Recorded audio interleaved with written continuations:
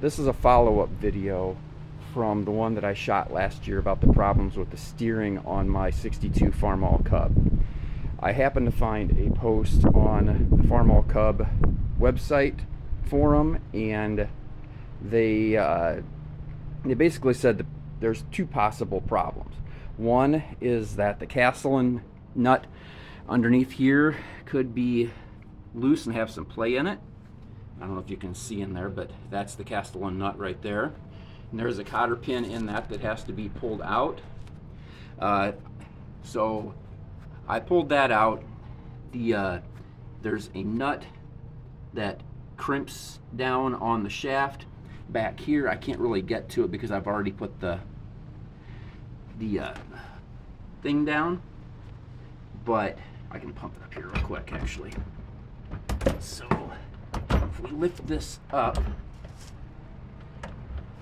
and then I turn this, I can turn it with a hand here,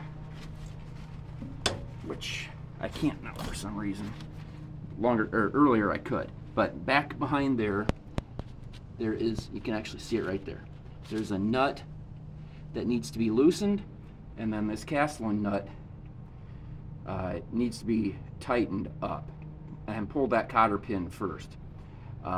Mine, I ended up having to turn that about a half turn. So I had about a half turn slop in there, and once I did that, it took the slop in my steering wheel down quite a bit, but I still had about 2 inches worth of turn in the steering wheel.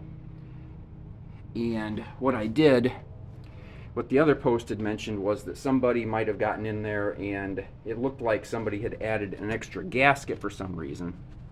And it turns out they did. So there's a fairly thick gasket here that was added, and there was actually an older gasket that was in there too. So I just pulled this out just to see what would happen.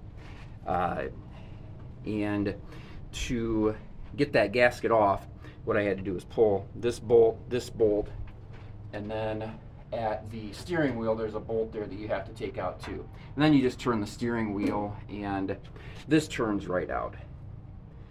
And once I turned that out, all I did was pull that gasket off and put everything back together.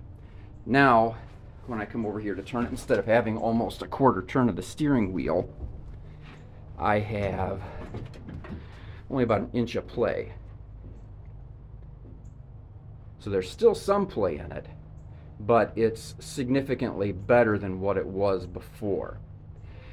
They also did say that there could be, or there's a bushing in this assembly here that could possibly have popped out. And the only way to get to that is to take this shaft off, and then you have to get in under here to take everything out and see if that bushing fell or not. I'm not going to at this point because I only have that little bit of slop, and I think that should be acceptable. I'm going to try it in the garden again this year, and if it's still unacceptable, I'll pull that apart sometime and fix it.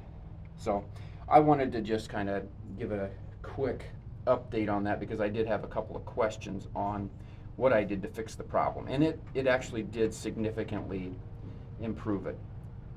I hope people find this helpful.